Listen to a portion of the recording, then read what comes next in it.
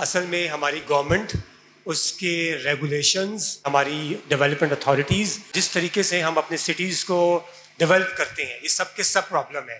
अगर आप पाकिस्तान की बात करते हैं तो अर्बनाइजेशन जो बहुत ज़्यादा लोगों का मूवमेंट हुई है 9/11 के बाद, ये चीज़ बहुत ड्रास्टिक हुई है। और वो सारी डेवलपमेंट जो आई है उस सिटी के फैलाने के लिए, वो या तो अनप्लान्ड है, या अगर उसकी प्लानिंग भी हुई है तो उसका मास्टर प्लान के साथ कोई ताल्लुक नहीं है। Rules and regulations are must होने चाहिए, कोई यार्डस्टिक्स होनी चाहिए लोग मतलब डेवलपमेंट को चलाने के लिए, रोकने के लिए। लेकिन ये rules and regulations, these must be supportive, these must be facilitative. I agree कि public is most important, it should be a stakeholder. Government के मुख्तलिफ अदारे जितना मेरा उनके साथ लैक होता है, internally they don't like cities जो हैं वो वर्टिकली जाएं। रूडा ने उसमें क्या है कि किसी ने उसको इस अंदाज में एवेल्युएट ही नहीं किया कि इतनी billions of dollars we have to invest on new settlements, और इंफ्रास्ट्रक्चर कास्ट है उसकी, वो सारा हमने करना है। वही पैसा जो है, why not to put on old areas, जो अर्बन फैब्रिक है लाहौर की, हम उसके ऊपर क्यों ना फोकस करते, उसको हम वर्टिकली लेके जाते, तो जितनी आबादी आपने हॉरिजॉन्टली लाहौर को मजीद फैलाना है, वो वहाँ पर रीजनरेशन से आप अचीव कर सकते थे तमाम मकासद। There has been research and they have found out that population density is essential for the local economy because it supports SMEs. Seeing in Karachi, there's a lot of congestion because there is cars are going from outwards towards the center. KWSB has its sewage pipeline and its water pipelines have holes in it, and they're mixing.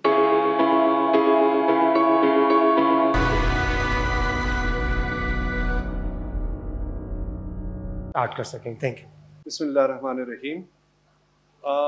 My name is Nasheedullah Shah. I'm an architect, an urban designer, and academician. Along with my professional skills, I am a traveler, a photographer, a reformer, and a social worker and social activist working in Peshawar, based in Peshawar, and working in the newly merged district because I belong to Miranshahr, North Waziristan. I'm working in Peshawar since 24 years and I've done a few projects there जिनको base बना के अपना experience आप लोगों से मैं share करूँगा। Assalamu alaikum. My name is Fawzia Rizwan. I am an urban planner by profession. I'm running my consultancy by the name of the Urban Solutions Private Limited. And as far as my background is concerned, I have been working in NESPARC, National Engineering Services, for around 12-13 years. Then I made up this company of mine, Alhamdulillah. And right now we are working as consultants with a lot of cooperative housing societies, with DHAs, with local government, with government project, with other government agencies. And I think that we, being planners, we are trying to play a role for a better future as far as we can do. Thank you. जी अस्सलाम वालेकुम। I am Mohammad Shoaib. I am urban planner and public policy specialist. Before coming to Pakistan, I recently repatriated to Pakistan. Before I was working in international market, mostly in Singapore and Middle East. और अभी मैंने recently अपना setup जो है वो शुरू किया with the name Special Logistics Consulting, and I am one of the recipients of PIDE रास्ता funding, जिस पे मैं लाहौर में एक केस है अर्बन रीजनरेशन का, जिसके ऊपर रिसर्च हो रही है, और उसके रिजल्ट्स वगैरह भी कुछ अरसे में हम इंशाल्लाह उसको पब्लिश करेंगे। तो this is very brief introduction about me. Assalamu alaikum. My name is Miraj Fahim. I am a public finance. This is a municipal bond. I have been a municipal bond attorney in the United States. I've been in the US since 1979. I returned in 2021. I'm also a fellow of the City Mayors Foundation, which has a biannual World Mayor Award, which just was awarded. And basically, as a fellow of City Mayors Foundation, I write articles to share knowledge, because there is a knowledge deficit, not just in developing countries, but also in developed countries. And so urban region, when I first came back to Pakistan after all this time in the States, I was quite shocked because my home city I was born and brought up in was Karachi, at its dilapidated state, at the fact that it has a lot of decaying areas. Even in the most elite parts like DHA, they don't have proper parking in commercial areas. They have commercialization of residential areas because they don't have sufficient commercial areas. I mean, this is supposed to be a planning mech. They should do planning better, but they have, there's no walkable space over there. I live in phase 6. When I left, I think phase 4 was starting, and phase 2 and phase 1 had decent sidewalks. So it's almost like planning has deteriorated. And also, I noticed that DHA reflects something that Charles Marohn, who has started a movement called Strong Towns in the United States, and it seems to be a victim of it. It's called, what he says, it's called Ponzi scheme. And basically, the Ponzi scheme is, and this is, I can see how DHA is going from, phase 1 to phase 8, and it's going to keep on expanding. Basically, what happens in the United States, for example, the problem is that they have a very small tax base outside the cities. And so they initially construct the infrastructure, and after that, because the tax base is so small, it can't maintain it. And also the builders construct houses that don't age well.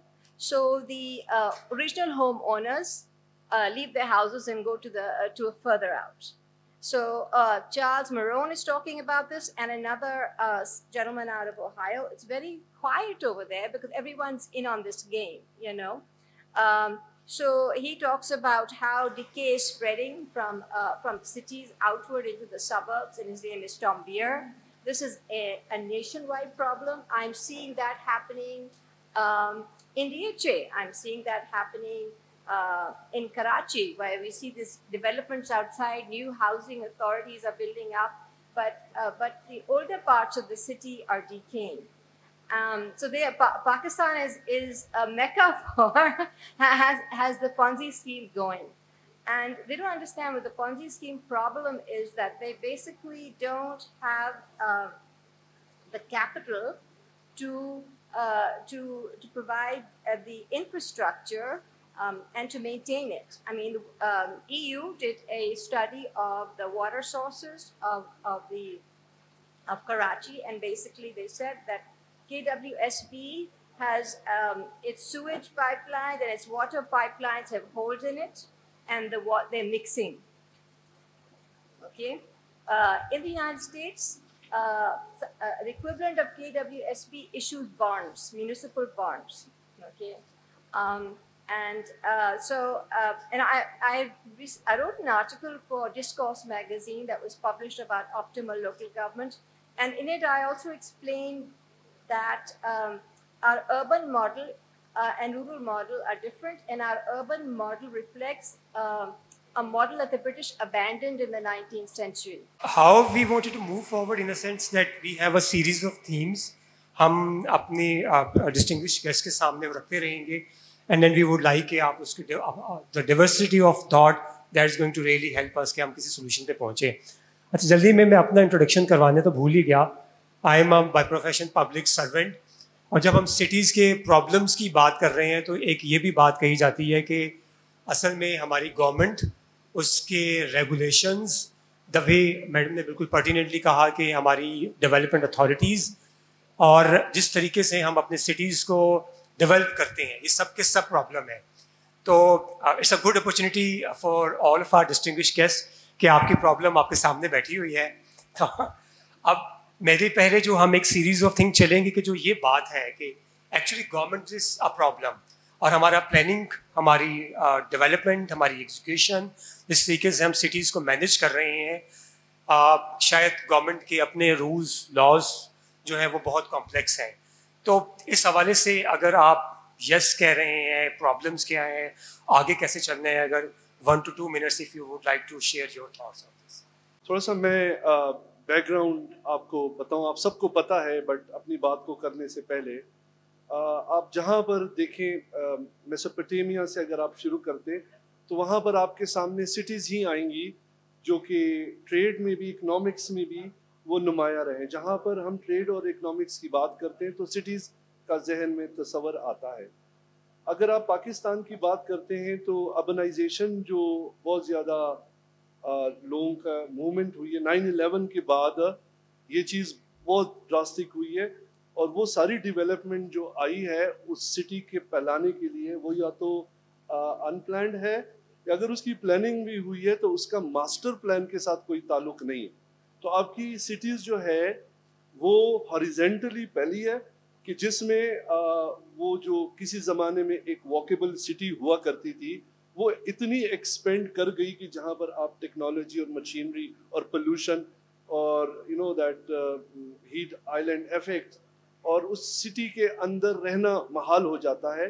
Because इंसान के लिए बड़ा ज़रूरी होता है कि एक अच्छा इन्वायरमेंट हो जहाँ पर उसकी सेहत अच्छी हो और उसको पीस ऑफ माइंड मिले तो वो जाके क्या करेगा, डेवलपमेंट को फ़रोग देगा।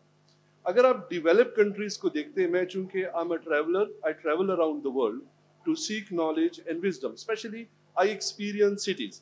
मैं हर सिटी में 3 दिन गुजारता हूँ और उन 3 दिनों में मुझे उसका एसेंस की समझ आ जाती है, उससे पहले नहीं आती। Because you will have to sleep in that city to जो आपके मसामों के अंदर वो उनका इन्वायरमेंट घुस जाता है, तब आपको सिटी का कैरेक्टर की समझ आ जाती है। हर एक सिटी दूसरी सिटी से मुख्तलिफ है and that is the reason if I go I visit Florence which is a beautiful city, लेकिन उसकी कॉन्ट्रास्ट में जो आपका वेनिस है इट इज़ टोटली डिफरेंट। उनका कॉन्ट्रास्ट है, वहाँ पर आपको एक नया कैरेक्टर मिलता है कि जिस तरह अगर आप पेशावर को देखते हैं और आप इस्लामाबाद को देखते हैं। तो थोड़ी सी बात लंबी हो रही है लेकिन थोड़ा सा एक बैकग्राउंड हमारे ऑडियंस को जिसमें ज़्यादातर नॉन आर्किटेक्ट्स मुझे दिखते हैं, तो थोड़ा सा मैं बताऊं कि सिटीज़ क्यों ज़रूरी होती है किसी भी इकोनॉमिक डेवलपमेंट के लिए। लेकिन 9/11 के बाद जो अब हम देख रहे हैं जो माइग्रेशंस हुई हैं रूरल एरिया से अर्बन एरियाज़ की तरफ, तो वो अनप्रेसिडेंटेड है, जिनकी वजह से बहुत सारे मसाइल सामने आ रहे हैं। जो इंफ्रास्ट्रक्चर था उन पे लोड बढ़ा है और लोग जो है वो मीलों मीलों दूर रहने लगे। तो ये एक मसाइल इनके हैं, इनके सोल्यूशन भी होंगे, हम आगे चलेंगे। मैं चाहूँगा हम बात को आगे बढ़ाएं। मैडम फौजिया शोएब साहब, मैम अगर आप फोकस हमें ये करके बता सकें कि ठीक है गवर्नमेंट की ओवर रेगुलेशन है, आप कैसे समझते हैं कि इसको डी रेगुलेट करें हम इस इंडस्ट्री को, जिसमें हम प्राइवेट सेक्टर का इंटरेस्ट लेके आएँ, फिलैंथ्रोपिस्ट का लेके आएँ, सिविल सोसाइटी का लेके आएँ और अपने कॉमन सिटीजन्स की आवाज़ जो है that should be actually heard by the government इस तमाम की तमाम सिटी डेवलपमेंट में। मैं ये समझती हूँ बीइंग प्रैक्टिसिंग अर्बन प्लानर कि rules and regulations are must, कि आपने एक शहर को अगर बसाना है तो आपको उसको रेगुलेट करना पड़ेगा। क्योंकि अगर आप किसी भी प्रोफेशन को, कोई भी वो प्रोफेशन हो, जैसे रियल एस्टेट आपके पास एग्जांपल है जो कि इस वक्त टोटली अनरेगुलेटेड है पाकिस्तान में, और जितनी भी स्पेकुलेशन है और अनस्प्रॉल्ड डेवलपमेंट जो आप देख रहे हैं उसके पीछे बेसिकली ये रियल एस्टेट ही है। लेकिन coming back to the point कि rules and regulations are must, होने चाहिए, कोई यार्डस्टिक्स होनी चाहिए लोग मतलब डेवलपमेंट को चलाने के लिए, रोकने के लिए। लेकिन ये rules and regulations these must be supportive, these must be facilitative.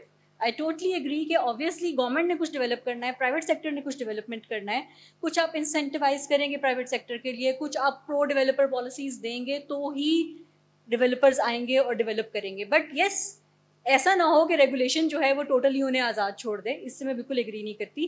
Coming to this topic जो हम अर्बन रीजनरेशन की बात कर रहे हैं, इस वक्त मैं समझती हूँ, if I look at Islamabad, मैं इस्लामाबाद में ही पली बड़ी हूँ, यहीं मैंने काम किया, अल्हम्दुलिल्लाह भी यहीं काम कर रही हूँ। मैं ये समझती हूँ कि इस्लामाबाद इस वक्त रीजनरेशन की स्टेज पे कुछ पर्टिकुलर एरियाज़ में स्टैंड करता है। जैसे कि आपकी फजल हक रोड है ब्लू एरिया के ऊपर, वो इस लेवल तक आ चुकी है कि आपने 60s-70s में एक प्लान बनाया। हम मास्टर प्लान को चैलेंज करें, उसमें क्या फ़ायदे थे क्या नुकसान थे, इट्स अ लॉन्ग डिबेट। फ़ायदे हैं यस, इश्यूज़ भी हैं यस, लेकिन coming to regeneration, like I want to focus on what we are here to talk about. हमें जो ज़रूरत है इस वक्त वो रीजनरेशन के लॉज की है। मास्टर प्लान के अंदर इस वक्त rules and regulations, zoning regulations 1992 के ड्राफ्टेड हैं, उसके अंडर बेस करके कुछ आपके बिल्डिंग रेगुलेशंस, डेवलपमेंट रूल्स मौजूद हैं, बट रीजनरेशन एड्रेस्ड नहीं है। आई एग्री कि उसकी एक ज़रूरत है रीजनरेशन को लाने की, उसके रूल्स एंड रेगुलेशंस को रिवाइज बनाने की, और इस किस्म के रूल्स एंड रेगुलेशंस जिसमें आप डिफरेंट स्टेक होल्डर्स को इंगेज कर सकें। आई एग्री कि public is most important, it should be a stakeholder. Yes, ऐसे बहुत से होते हैं, EPA के भी कुछ फ्रंट्स हैं, कुछ मास्टर प्लान के और भी फ्रंट्स हैं, LTA वगैरह के भी, जहाँ पे स्टेक होल्डर कंसल्टेशंस होती हैं और पब्लिक को इन्वाइट किया जाता है। इस्लामाबाद में सो फार जो हम सिचुएशन फेस कर रहे हैं वो ये है कि अव्वल तो मास्टर प्लान रिवाइज ही नहीं हुआ, अगर रिवाइज हुआ तो कुछ पर्टिकुलर लिमिटेड सेक्शंस रिवाइज हुए, और इस्लामाबाद का मास्टर प्लान वही जो 60s में था वो ये भी स्टैंड कर रहा है। तो हमें बिल्कुल रीजनरेशन की तरफ जाने की ज़रूरत है, और रीजनरेशन ऐसी जो कि तमाम स्टेक होल्डर्स को फैसिलिटेट करे। सर साहब आपकी तरफ आते हैं। मैडम फौजिया ने हमारे डिस्कशन को आगे बढ़ाया है, ये कि इस्लामाबाद तो चल अच्छी बात है, मास्टर प्लान कुछ लोगों को अच्छा लगता है, बुरा लगता है, जैसा भी इस्लामाबाद बन गया, बट हमारे और भी शहर हैं, लाहौर है, कराची है, कोयटा है, सक्कर है, कोई मास्टर प्लान नहीं था, सिटी फैलते के फैलते चले गए। अब उनका बिल्डिंग स्टॉक इंफ्रास्ट्रक्चर तो इंतहाई से ज़्यादा ख़राब हो चुका है और उसकी रीजनरेशन की भी ज़रूरत है। अब उस रीजनरेशन को हम कहाँ से अप्रोच करें? Weather should be a top down, weather should be a bottom up, holistic, थोड़ा सा बात को आगे बढ़ाइएगा।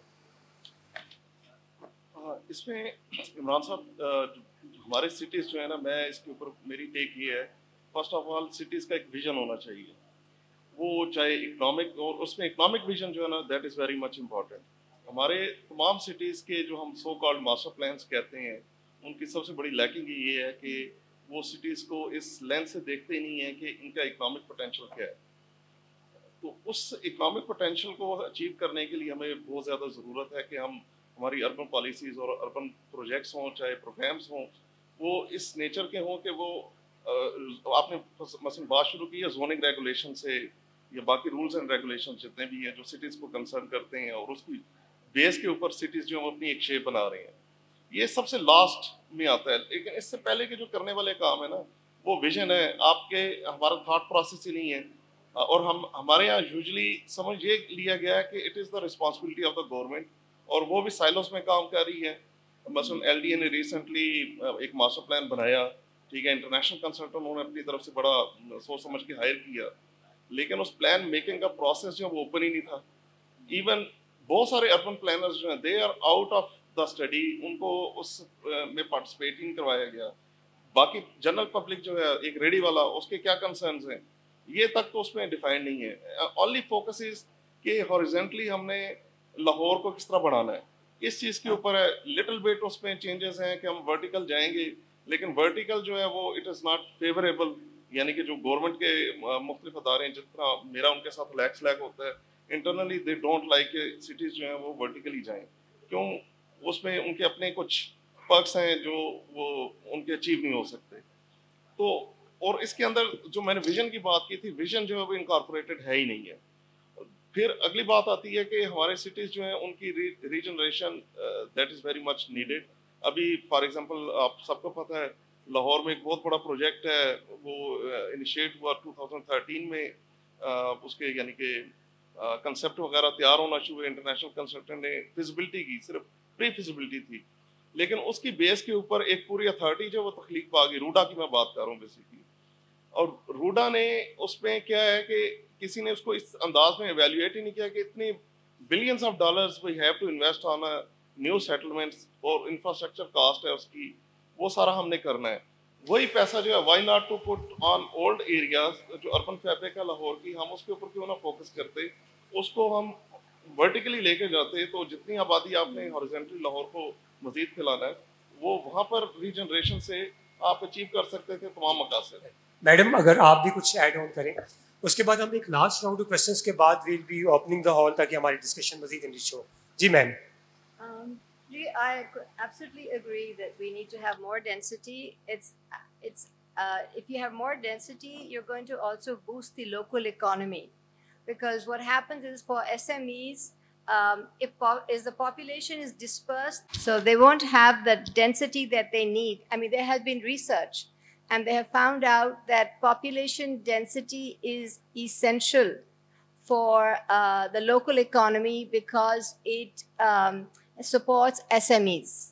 Now, for one of the reasons in the United States that they have weak SMEs is because the population keeps on spreading outward. So they have big companies and then they're merging, and right now, American middle class is now the minority.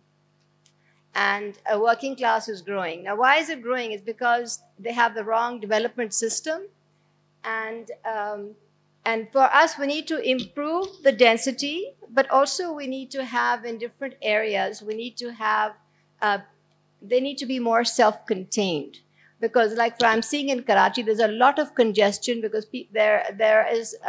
cars are going from outwards towards the center. And they're going because what's in the center, there's nothing there outward, whether it's offices or hotels or proper stores. Like in Malid, I mean, it's quite disastrous what they have over there. So, that's what I'm observing. But number one thing is municipal bonds are essential, and they're essential because what we rely on, like the World Bank and Asian Development Bank, they don't have the capacity to finance urban needs. In fact, there's already a shortfall of over $1 trillion that has been quantified by an organization. In fact, Meher Shima wrote an article in Bloomberg about ditching the World Bank. But the real reason the World Bank has a problem is that it is the international version of an organization known as a municipal bond bank, and it only in the US is only in states which are mostly rural, like Maine, Vermont, Idaho. States which are more urban don't have a municipal bond bank because the capacity isn't there.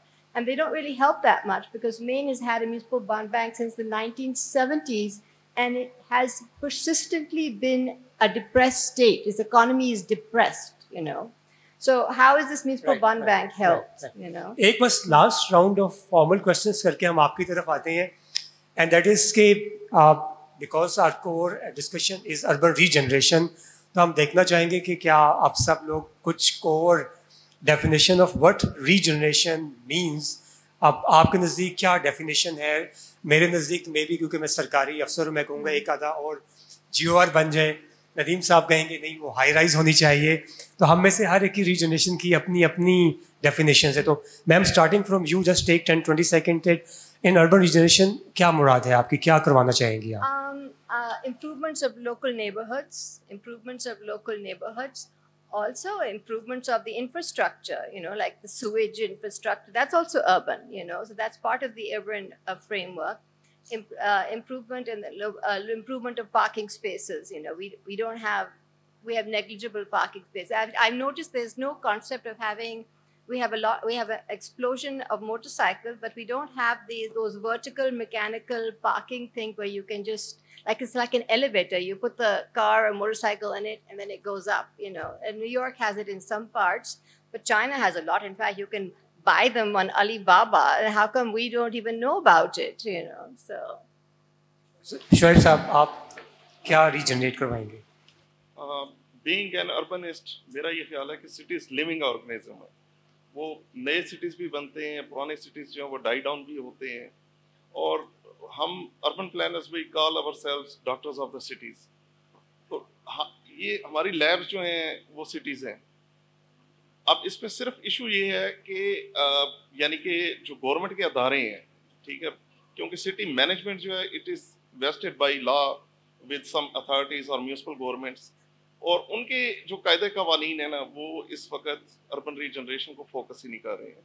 तो urban regeneration basically जो उसकी अगर हम simplest definition देखें तो आपने चाहे उसको रिवाइटलाइजेशन नाम दे दें, रिन्यूअल नाम दे दें, रीजनरेशन कह लें, कि किसी भी ऐसे एरिया को, ओल्ड एरिया हो, या even I my self studied from Netherlands, और वहाँ पे मैंने देखा कि जहाँ पे वर्ल्ड ट्रेड सेंटर एग्जिस्ट करता है, वो पूरा डिस्ट्रिक्ट जो है उन्होंने उसको रीजनरेट किया।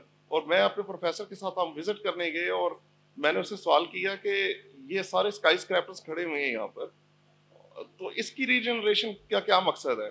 उसने मुझे सिंपली ये कहा कि देखें ये सारे एडमिनिस्ट्रेटिव ब्लॉक्स हैं, ठीक है, यहाँ पर इस वक्त होता ये है कि जब 5 बजते हैं दफातर जो है बंद हो रहे होते हैं, तो उसके बाद यहाँ पे मगिंग भी होती है, रेप भी हो जाता है, और बड़े इस तरह के मसले मसाइल हैं। तो we want to bring life back into this part. तो एक मिक्स ऑफ यानी कि सोशल लाइफ और इकोनॉमिक लाइफ, एडमिनिस्ट्रेटिव लाइफ, उसको मिक्स करके जब आप लेकर आएंगे तो that is one kind of urban regeneration. जी मैम फोजिया, आप रीजनरेशन जो मैं समझती हूँ वो ये है कि शहर एक दफ़ा बस गया, आपने प्लान करके बसाया या वैसे बसाया, बस गया। अपने उसने वक्त के साथ इम्प्रूव होना है या डिग्रेड होना है। अब आपने उस एरिया को डेंसिटी यानी कि पॉपुलेशन बढ़ाने के पॉइंट ऑफ व्यू से या इंटेंसिटी यानी कि इकोनॉमिक एक्टिविटी पॉइंट बढ़ाने के पॉइंट ऑफ व्यू से रीजनरेट करना है। जैसे कि आपके पास एग्जांपल्स में बहुत अच्छी एग्जांपल कोपेनहेगन की है। सारा इंडस्ट्री थी, पोर्ट के एरियाज थे, उन्होंने टोटल रीजनरेट किया, उसको वॉकेबल किया, उसको इकोनोमाइज किया। कि सिटी का जो कैरेक्टर है वो इकोनॉमी के साथ बड़ा रिलेट करते हैं। तो जब हम एक जगह की जो एग्जिस्टिंग कैपेसिटी है जब हम उनको बढ़ाते हैं तो वो क्या हो जाता है, डेफिनेटली उनके साथ बहुत सारी चीज़ें बढ़ जाती हैं। तो जो रिजिलियंस आता है वो दैट इकोनॉमिक डेवलपमेंट के साथ आप करते हैं, आप उनका इंफ्रास्ट्रक्चर इम्प्रूव करते हैं और आप लॉज जो जिस तरह जिक्र यहाँ पर हो रहा है उनको ईज बनाते हैं। क्योंकि जो पैसा आपके पास पब्लिक मनी है वो समझ लें कि वो 10-15% ऑफ द टोटल पॉपुलेशन है। बाकी पॉपुलेशन के पास 80 to 90% आपके फाइनेंसेस है। तो उनके लिए जब आप you know that ease of interest उनका डेवलप करेंगे तो वो फिर इस चीज़ को आगे लेकर जाएंगे। तो that is to improve the economics and the quality of life in a city is to regenerate. Thank you very much. Now we have full 25 minutes of discussion. मज़े के सवालात का हम वेट करेंगे। नदीम साहब से स्टार्ट करते हैं। ये जो हम कहते हैं ना, हमें मास्टर प्लान चाहिए और प्लानिंग चाहिए और रूल्स चाहिए, खुदारा इससे छुटकारा दिलवा दे फौजिया बेबी। हमें मरवा दिया रूल्स ने और मास्टर प्लानिंग ने। तो आप प्लीज गौर करिए कि मास्टर प्लानिंग ने हमें क्या दिया। अयूब के जमाने में 2 होटल बने थे, वही है। स्कूल्स है नहीं अर्बन एरियाज में, वेयर हाउस स्पेस है नहीं, दुकान हमने पूरे पेपर लिखा, दुकानों की स्पेस है कोई नहीं, फ्लैट्स हैं कोई नहीं। ये हमें अर्बन प्लानर्स दे रहे हैं और हर 5 साल के बाद अर्बन प्लानर्स एक बड़ा मास्टर प्लान पकड़ के बैठ जाते हैं, पूरे शहर का मास्टर प्लान बनाते हैं। उसमें सिर्फ एक ही चीज़ होती है, और फैलाओ बढ़ाओ और खेतों में शहर बनाओ। दूसरी चीज़, हमारे शहर सारे गाड़ियों के लिए, इंसानों के लिए कोई नहीं है। मुझे अपने घर के अंदर 1/3 of my space is for cars thanks to urban planners. मैं अपने घर के साथ गलियां छोड़ता हूँ जो बिल्कुल यूजलेस होती है कूड़ा फेंकने के लिए। भाई क्यों नहीं जॉइंट घर बन सकते? नहीं बन सकते। अच्छा, तीसरी मंजिल नहीं बन सकती। तीसरी मंजिल में पता नहीं हमें क्या हो जाएगा, सुसाइड कमिट कर लेंगे। कुरान में लिखा हो तीसरी मंजिल, ये हमें अर्बन प्लानर्स ने दिया, ठीक है। तीसरी मंजिल कहीं नहीं बन सकती। लोग बैठे हो अपने घरों पे 4 जनरेशन से 2 मंजिल का घर, चाहे 10 मरले का 2 मंजिल का घर। तो पहली चीज तो मैं ये चाह रहा हूं कि अर्बन प्लानर्स मियां कुल्पा करें, हमसे माफी मांगे। दूसरी चीज, अर्बन रीजनरेशन क्या होती है? मेरी 2 जनरेशन गुजर गई है घर में, मैं उसको रीडेवलप ही नहीं कर सकता सर। मेरी 3 मैं जानता हूं लोगों की जिनकी 10 जनरेशन गुजर गई हैं, वो अपने घर पे दोबारा बना नहीं सकते कुछ। वही 2 बेडरूम का घर बनाएंगे, 2 लेवल का घर, और इधर भी गली, इधर भी गली, इधर भी गली। वो डेन डाउन हाउस को देखो, कोई गली नहीं है। तीसरी चीज, इन्होंने और भी मैंडेट कर दी, दीवारें बनाओ। अमेरिका बरतानिया में कोई दीवारें नहीं है। अब मेरे नेबरहुड में बड़ी मजेदार बात है, अर्बन प्लानिंग की बात है। मैं रह रहा हूँ G64 में, बड़ा अमीर इलाका है, मैं किराएदार हूँ, मैं नहीं रह रहा, G64 में रह रहा हूँ। अब भी है वहाँ, मेरा बचपन G6 में गुजरा है। अच्छा, अब बहुत 25 साल रही हूँ मैं। वहाँ 2 चोरियां हो गई हैं। तो जो नवाबों ने ना, वहाँ जो रहते हैं नवाब, अमीर लोग आपके जैसे, मैं तो रेंटर हूँ, उन लोगों ने डिसाइड कर लिया कि ये स्ट्रीट अनसेफ है। उन्होंने जनाब स्ट्रीट ब्लॉक कर दी। DHL लाहौर में जब सब स्ट्रीट्स ब्लॉक्ड है। अब अर्बन रीजनरेशन इनको मौका दे दिया, सड़कें, एक तो दीवारें बनाए। अमेरिका में कहीं, बरतानिया में कहीं दीवार नहीं, हम दीवारें बनाते हैं। फिर दीवार के बाहर, मैं इस्लामाबाद में वॉक करता हूँ, दीवार के बाहर इतने बड़े बड़े बैरियर्स लगाए हुए हैं क्योंकि हमें सिक्योरिटी चाहिए। दे आर डूइंग कब्जा in the name of security, ठीक है। आप मेरे साथ चलें, मैं आपको दिखाता हूँ। जनरेटर बाहर रखे हुए हैं। I agree to you this. मैं totally agree तो फिर अर्बन प्लानर्स में बताएं, हम फ्लैट्स क्यों नहीं बना सकते? सर, मैं हम क्यों नहीं ऊपर जा सकते? मैं दुकान के लिए दूध लेना है तो मुझे गाड़ी क्यों जानी होती है? मैं दूध नीचे से क्यों नहीं जाके ले सकता? मैं ग्रोसरी, मैं अर्बन लिविंग क्यों नहीं कर सकता? Why am I living in G64 in a देहाती सेटिंग? क्या वजह? मैं लाहौर में रहता हूँ, देहाती सेटिंग। ये अर्बन प्लानर्स का कसूर है। इमरान साहब आप भी मियां तौबा करें और हमें बताएं। सर मुझे इजाजत है कुछ कहने की? मैंने तो मॉडरेशन तौबा पकड़ के ही बैठा था यहाँ पर। सर मैं कुछ कहना चाहती हूँ। जी प्लीज। सर पहली बात तो ये कि रीजनरेशन की हम बात कर रहे हैं, उससे मैं एज अ प्लानर 100% एग्री करती हूँ। रूल्स रेगुलेशंस में एग्जिस्टेंस नहीं है, होनी चाहिए। सर उसकी रीजंस है ना सर, देखें सर आप इंडस्ट्रियल रेवोल्यूशन शायद भूल गए हैं सर। जब आप वेंटिलेशन स्पेसेस नहीं देते, आप बायलॉ स्पेसेस नहीं देते, तो आग लगेगी तो सारे अच्छा घरों को दूसरी मुझे बता, आग लगेगी भाई मैडम हम मरने को तैयार है, हमें मरने दें। नहीं सर हम क्यों आपको मरने दें, हम इसीलिए बैठे हैं सर। हमें मेहरबानी करने के हमारे साथ ये हमसे आप लोगों सबसे जुल्म कर रहे हैं, आपकी प्रॉपर्टी का बेड़ा सर। इस पे मैं ये कहूंगी प्रॉपर्टी टैक्स लगा सर, इस पे फिर मैं ये कहूंगी कि माफी से पहले उन्हें कन्फेशन का मौका दे देते हैं। इमरान साहब देखें, अगर देखें बात हमने इस तरह करनी है तो हम ये भी कर सकते हैं कि इकोनॉमिस्ट्स ने पाकिस्तान को तबाह कर दिया, इकोनॉमिस्ट ने ये कर दिया, वो माफ़ी मांगे, ये वो। तो सर ये कोई कंस्ट्रक्टिव डिस्कशन नहीं होगी ना। हम एक कंस्ट्रक्टिव सर तो मैं भी मान रही हूँ ना। नहीं मैम, अगर उनका जवाब दे दें कि उनका पॉइंट ये है कि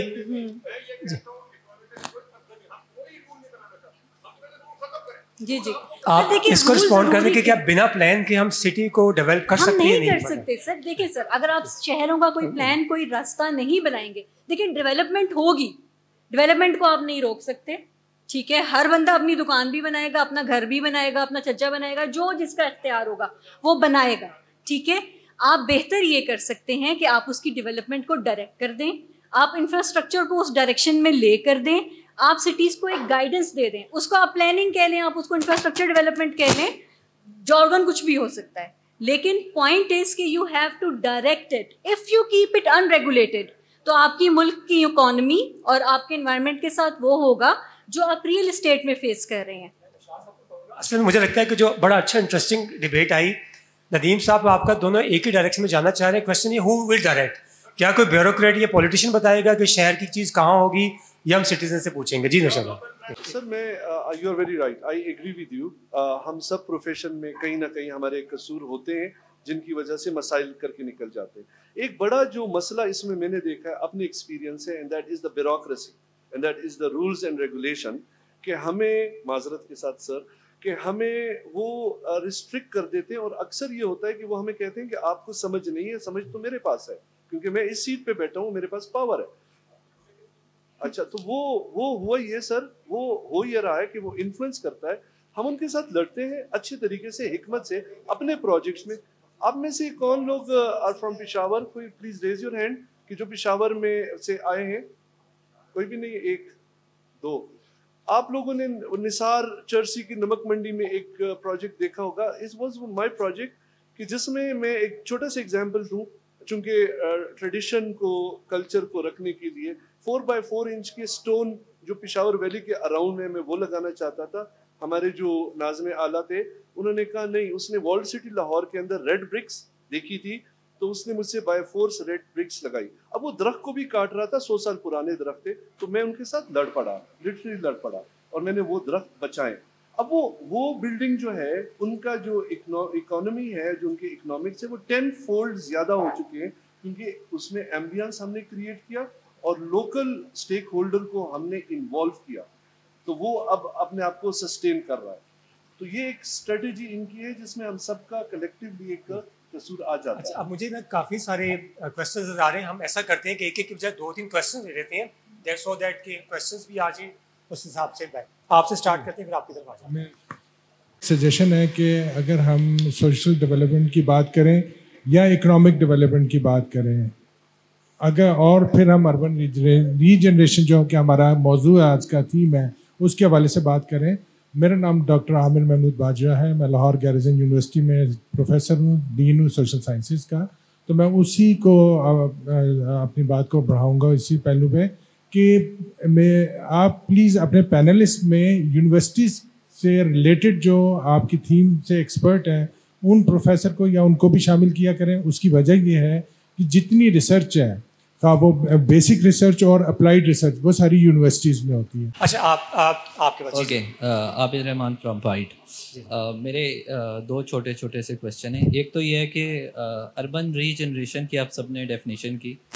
मुझे लगता है अभी तक हम इंफ्रास्ट्रक्चर में ज़्यादा फंसे हुए हैं। दुनिया इमोशनल सिटीज़ और काफ़ी आगे निकल चुकी है।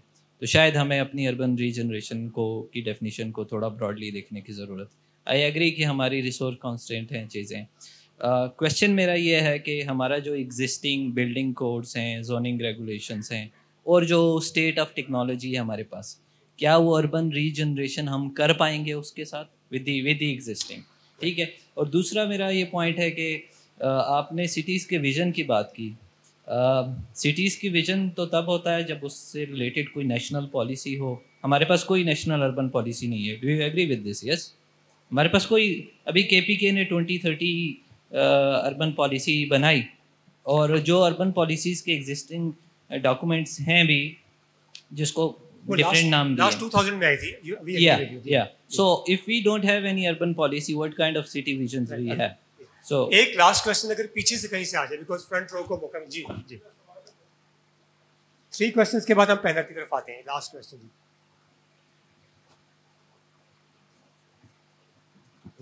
हाँ जी, मुझे पाकिस्तान आए साल ही हुआ है, तो मैं सिर्फ इस्लामाबाद को जानता हूँ अभी तक, इसलिए मैं इस्लामाबाद को केस स्टडी रख के सवाल करूँगा आप लोगों से। इस्लामाबाद आया हूँ तो इट्स क्वाइट ऑब्वियस कि ये शहर बहुत फ्रेगमेंटेड है। इसको डेवलप भी सेक्टर वाइज किया गया है, फिर इस्लामाबाद पिंडी के दरमियान में एक डिवाइड है, फिर न्यू गेटेड कम्युनिटीज़ बन रही हैं। उसके बाद आप लोगों को देखते हैं तो वो भी डिफरेंट कम्युनिटीज़ हैं, हर बंदा एक अपने अपने शहर में रह रहा है। आप एक डिप्लोमेट से पूछें, आप स्लम्स में जाएँ, आप एक स्टूडेंट से पूछें, तो वो शहर ही सबका बिल्कुल डिफरेंट है। कोई सिनर्जीज़ नहीं है, मुलाकात नहीं है, पब्लिक स्पेसेस नहीं है। गवर्नेंस पे आप आते हैं तो सिटी अपने काम कर रही है, उसके पास मैंडेट भी नहीं है इस चीज़ का। आपकी MCI बनी है, उसका मैं तो नाम भी नहीं सुना जब से मैं इधर आया हूँ। उसके बाद आपके पास ICT है, तो गवर्नेंस भी आपकी डिवाइडेड है। अब इस सिचुएशन में आके इस्लामाबाद की बात करते हैं, जब भी आप अर्बन रीजनरेशन की भी बात करें, तो I don't think local bodies की बात किए बगैर, सिविल सोसाइटी की बात किए बगैर इन टॉपिक्स को एड्रेस किया जा सकता है। तो इस्लामाबाद बड़ा एक मज़े का केस स्टडी इसलिए कि it was a plan city. Plan city की भी ये हालत है। तो इस्लामाबाद को लेते हुए what would be the first step, क्या स्ट्रेटजी लेके आई जा सकती है ताकि ये शहर बने, शहर के लेवल पे सिनर्जीज बने? क्योंकि एट दिस स्टेज इस्लामाबाद पिंडी को मैं शहर नहीं मानता। जी, अब अगर हम उन पैनलिस्ट को दें मौका जिनको लास्ट सवाल, शोएब साहब आप अगर बताना चाहें पर्टिकुलरली, आपको मैं इंशाल्लाह अपना कार्ड दे दूंगा, बाकी लोग जो है जी प्लीज। अच्छा, जो इनका सवाल है ना, इन्होंने जो बात की है रेगुलेशंस की, और ये बड़ा अच्छा सवाल किया कि क्या इन पॉलिसीज के मुताबिक या जो हमारे पास जोनिंग रेगुलेशंस हैं उसके मुताबिक अर्बन रीजनरेशन हो भी सकती है या नहीं। तो इसका मैं अगर मुख्तसरन जवाब दूं तो it is a big no. वजह मैं बताता हूँ, नुशाद साहब और फौजिया से एग्री करेंगी, मैडम भी डेफिनेटली एग्री करेंगी। आप यूरोप चले जाएं, आप अमेरिका चले जाएं, या किसी और ऐसी जगह पे जिसकी बड़ी एक हिस्ट्री है, स्पेशली अर्बन हिस्ट्री, उनके जो आर्किटेक्ट्स काम कर रहे हैं, फॉर एग्जांपल आर्किटेक्ट की मैं बात इसलिए कर रहा हूँ कि लास्ट एलिमेंट उसके हाथ में आता है तो उसने बिल्डिंग डिज़ाइन करनी है। जो जोनिंग रेगुलेशंस है usually drafted bye planners, architects, या आपके ओवरऑल जो सिटी लेवल के पॉलिटिशियंस हैं और म्यूनिसिपल गवर्नमेंट्स उसको नाफिज कर रही होती हैं। अब हमारी जो रेगुलेशंस हैं, जैसे नदीम साहब ने भी कहा कि आप तीसरी स्टोरी नहीं बना सकते, ठीक है, गलियां आपको मैंडेटरी छोड़वाते हैं, और आपकी बहुत सारी यानी कि हार्ड एंड मनी से जो आपने ज़मीन खरीदी है वो ज़ाया चली जाती है। जो अमेरिकन आर्किटेक्ट है या यूरोपियन आर्किटेक्ट है, वो उसी स्मॉल पीस ऑफ लैंड के साथ, मसलन 3 मरले की जगह आप लंदन में जाके देखें, उसकी एक मिलियंस ऑफ पाउंड उसकी वैल्यू है, ठीक है, लेकिन उसको वो इस तरीके से ऑर्गेनाइज करते हैं कि जनाब हमारे यानी कि कनाल की कोठी से बेहतर उसका इंटीरियर बन जाता है, और उसके अंदर यानी कि जिस तरह से स्पेस ऑर्गेनाइजेशन है वो हो जाती है। तो हमारे रूल्स रेगुलेशंस जो है ना, वो इस हवाले से आपस में कॉन्ट्राडिक्टरी हैं। फॉर एग्जांपल, एक हमारे रूल्स में लिखा होता है FAR, फ्लोर एरिया रेशो। दुनिया में जो बिल्डिंग डिज़ाइन होती है, वो अगर आर्किटेक्ट को फ्लोर एरिया रेशो प्रोवाइड कर दिया गया या स्पेस इंडेक्स उसको प्रोवाइड कर दी गई FSI, और वो उसके मुताबिक जो है वो टोटल उसका डिज़ाइन हो जाता है। ये उसके स्वाबदीद है कि वो गली छोड़ता है नहीं छोड़ता, वो टेरेस डबल बनाता है, एक ही लेवल पे बनाता है, वो दरमियान में वाइड छोड़े। तो ये हमें थोड़ा सा यानी कि FAR, सिंपली मैं इसको एड्रेस करूं, अगर हमारे रेगुलेशंस जो हैं वो सिर्फ FAR को कह दें कि FAR जो है वो अलाउ कर दी जाए, उसके बाद it is up to the designer कि वो उसको जैसे मर्जी डिज़ाइन करे, तो हमारी बहुत सारे जो लिविंग के मसाइल हैं ना वो हल हो सकते हैं। फिर लार्जर कंटेक्स्ट आ जाता है हमारा ओवरऑल। हम जब अपने घर से निकल के बाहर रहते हैं स्ट्रीट लेवल के ऊपर, उसे वॉकेबल बनाना है, उसे अभी सबसे बड़ा मसला ये है जो हर कोई यहाँ पे कह रहा है कि मुझे खुद पता नहीं है कि मेरा हमसाया कौन है, उसके घर में डकैती हो जाए मैं उससे बेखबर हूँ, ठीक है, फोदगी हो जाए नहीं पता चलता हमें। वजह यह है कि हम वो जो एक सोसाइटी का कल्चर था इंटीग्रेशन का, हम उससे दूर हो गए हैं। और इसमें टोटल कसूर ये है कि हमारी प्लानिंग जो है वो बड़ी फ्रैगमेंटेड है। तो हमें रीथिंक करना चाहिए कि हमारी जो प्लानिंग कोर्सेज हैं वो जिस तरह से बाकी मॉडर्न वर्ल्ड में उन्होंने अपने कोर्सेज जो है ना उसको तब्दील करते रहते हैं ज़रूरियात के मुताबिक। हमारी यूनिवर्सिटीज़ जो हैं उनके कोर्सेज जो हैं वो लिमिटेड रहते हैं, अगर 10 साल पहले बन गए हैं तो हम सिर्फ उसके ऊपर हैं। और अनफॉर्चुनेटली मोस्ट ऑफ जो प्लानिंग ग्रेजुएट्स हैं वो they are only serving developers या गवर्नमेंट के लिए, और वो स्पेसिफिक। मैडम अगर लास्ट में आप बता दें कि जो उनका क्वेश्चन था, वो कहते हैं मैं तो इस्लामाबाद को शहर ही नहीं मानता, and how we have to engage the community and help with help we need to. In Canada and the United States especially, but it's now become global, the concept of a business improvement area and business improvement district. It was started because from Toronto, one neighborhood, what happened was that when they created suburbs, their retail areas in the outside in the malls were taking the business away from the city. So in one area of Toronto, they decided to fight back and to improve their area. They came up with this concept, and it ended up being so successful, known as business improvement area, that it spread Canada, it spread the United States. It's even in England now. It's in South Africa, Japan, you name it. And the concept of this, and this is I would like to see in Pakistan, is that the property owners pitch in and they provide contributions, and then they decide on how to improve that area. So I will tell you, when I moved and I saw New York in the 70s, there's a night and day difference in what it was then and what it is now. And this is because of the business improvement districts of New York City. Now, New York is basically retail. Toronto also has now one for manufacturing. It's called Duke Heights. If you go to the Duke Heights BIA, see what the BIA is investing in, including workforce development, So I think that concept can be introduced here. And also I'm looking at Islamabad, and it is going to go in a very bad direction. It's going in a bad direction because it doesn't have mixed use developments, no allowing for that. And it's very caste-centric. If you look at London and New York, what's the difference? They have a very strong public transport. And when you have public transport and very strong, you have more, the businesses really blossom because they have more visitors coming in. So we desperately, Islamabad desperately needs that, because it's kind of still, when I first saw it when I was a child, it looked like a dead city. I saw two people walking on the street. Coming from Karachi, it looked, it's a very odd place. But now it's gotten bigger and there are more people, but it's still it doesn't have vitality.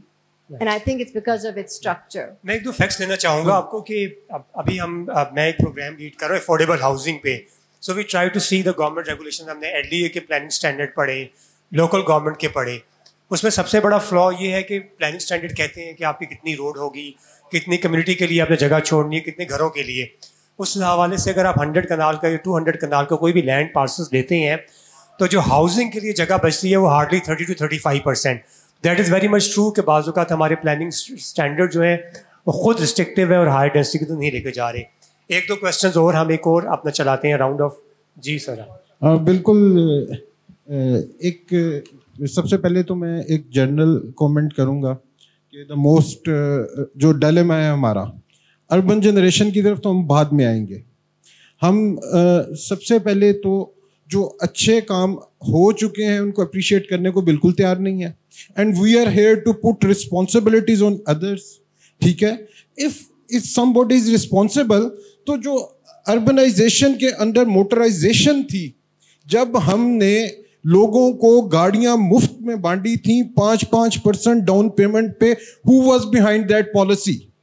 वो जब पैसा पाकिस्तान में foreign आ रहा था after 9/11, जो overseas का पैसा आया था, where were those intelligent minds who are saying that urban planners are responsible for this thing?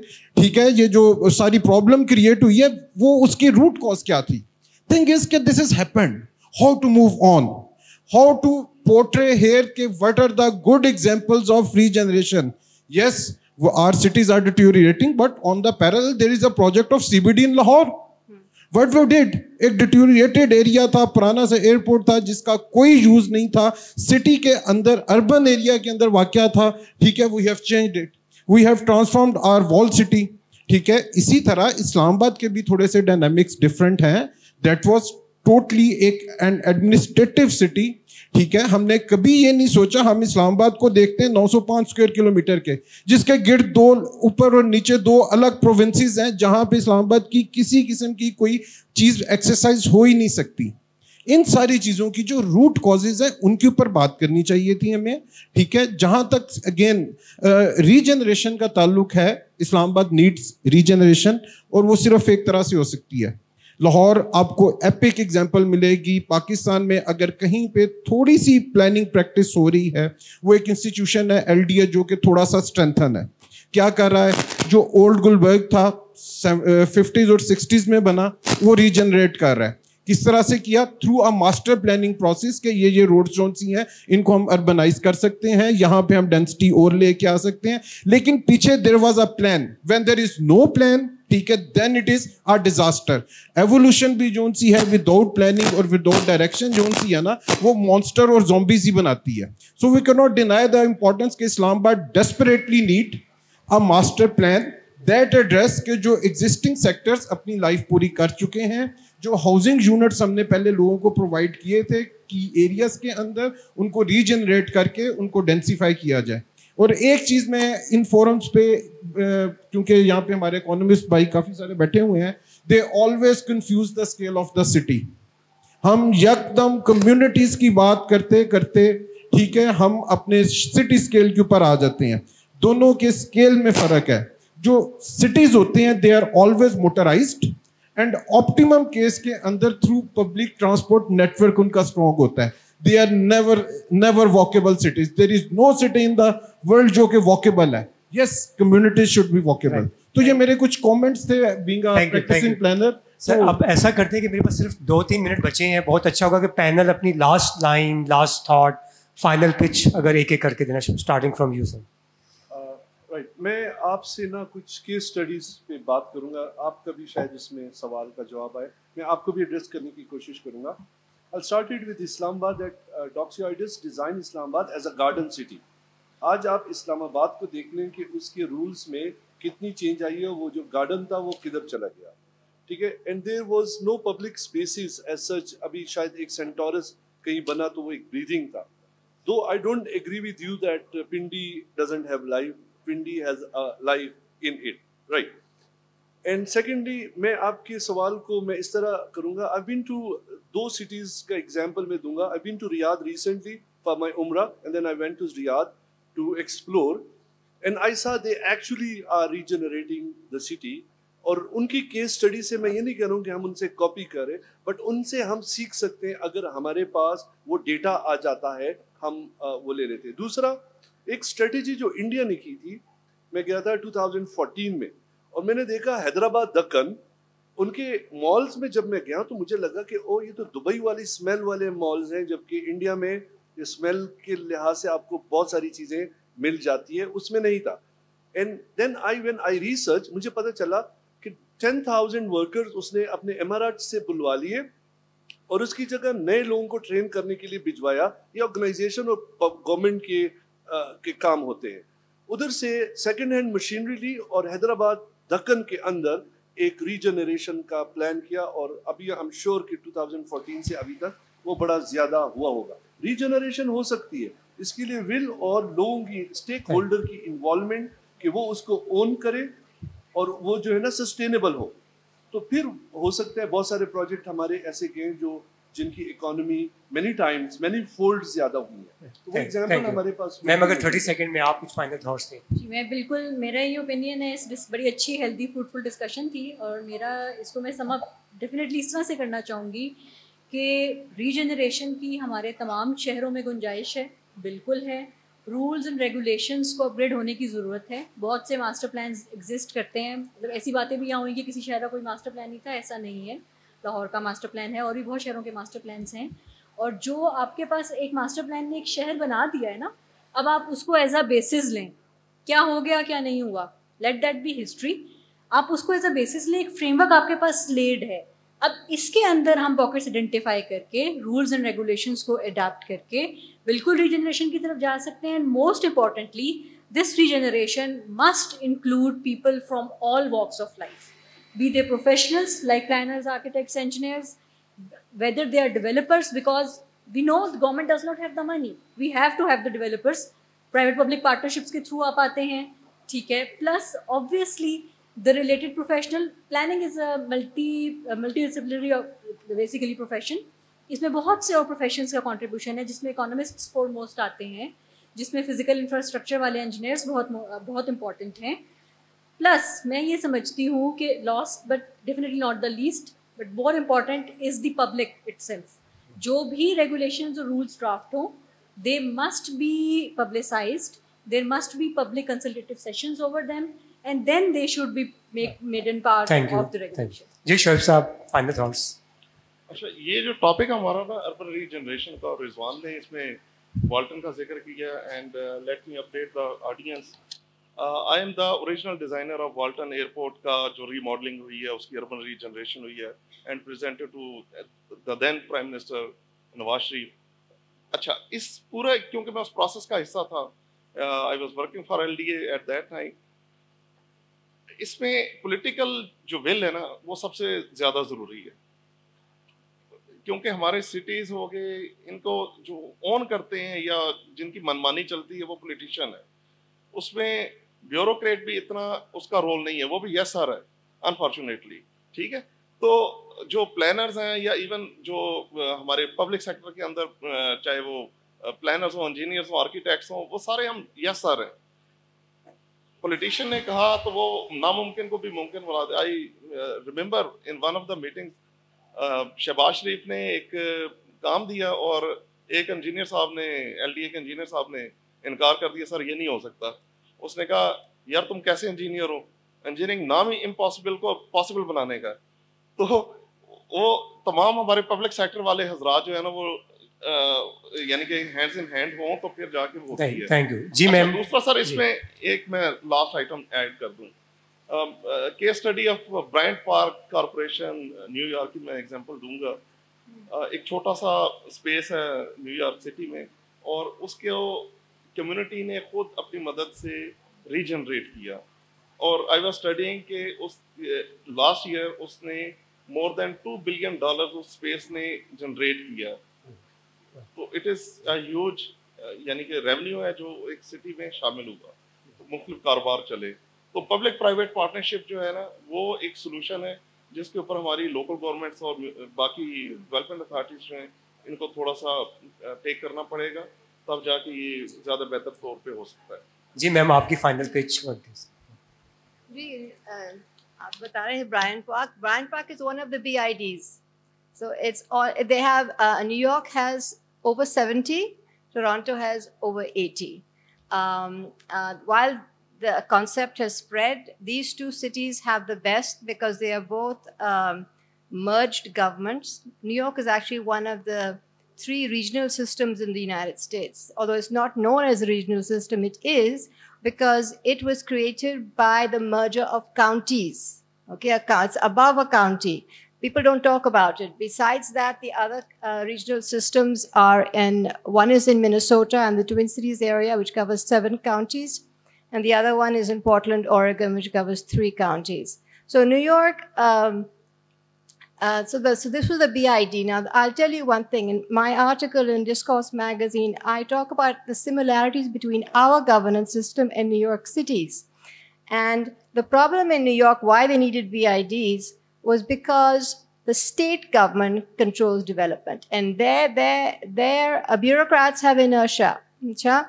And they also control transportation in the city. They control the subway system, and they control the bus system, and they control the tunnel system and the airports. This is the state.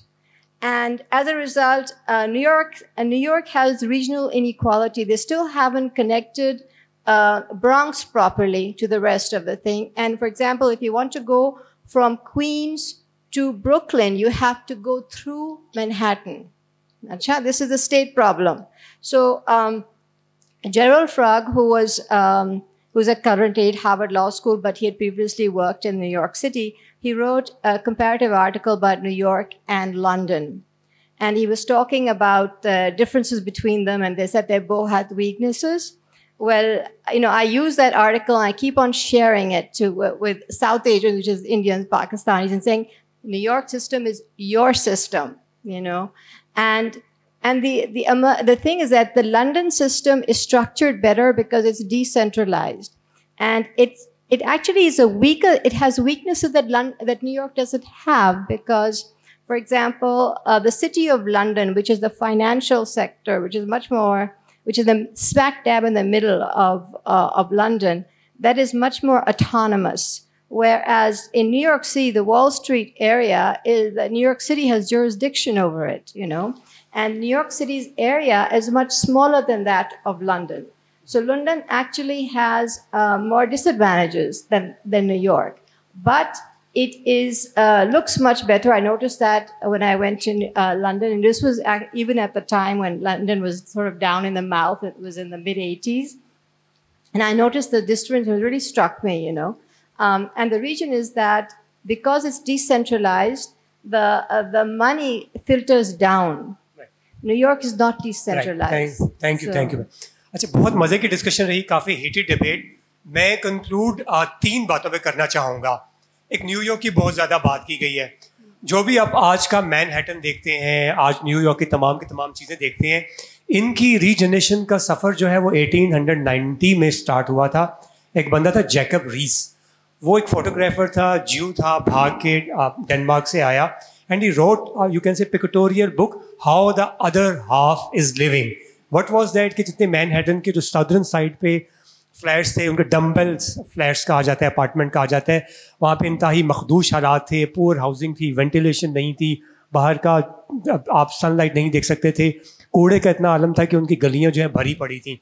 And then from there the thought came we need to rethink and regenerate our city. तो again New York या हम बड़े बड़े जब cities की बात करते हैं, उनका भी एक जर्नी रहा है. तो वी शुड बी होपफुल कि हमारी अगर डायरेक्शन ठीक होगी. नंबर 2 पॉइंट सर, आपके पॉइंट से अगर आप अयूब खान की ओरिजिनल अपना लिखा हुआ पढ़ें तो उसमें वो लिखते हैं, जब when he was shifting capital from Karachi to Islamabad, he wrote that we should want a build a city in a far away from the people where we can run the affairs of the government in complete peace. तो भाई आपका शहर तो जो है वो आम citizen के लिए बनाया गया नहीं था. अब हम सब ने मिल के इस शहर को शहर बनाना है. एंड लास्ट, आपने इस बात से कभी भी, क्योंकि हमारे यंगस्टर्स बैठे हैं, इकोनॉमिस्ट ने अपनी बात की, अर्बन प्लानर्स ने अपनी बात की, ब्यूरोक्रेसी ने अपने आप को बचाने की कोशिश की, लेकिन याद रखिएगा कि सब कलर्स इंपॉर्टेंट है रेनबो बनाने के लिए. तो डाइवर्सिटी ऑफ थॉट को हमेशा हमने अप्रिशिएट करना है और मिलके ही इन तमाम चीज़ों को रीजनरेट करना है. Thank you very much.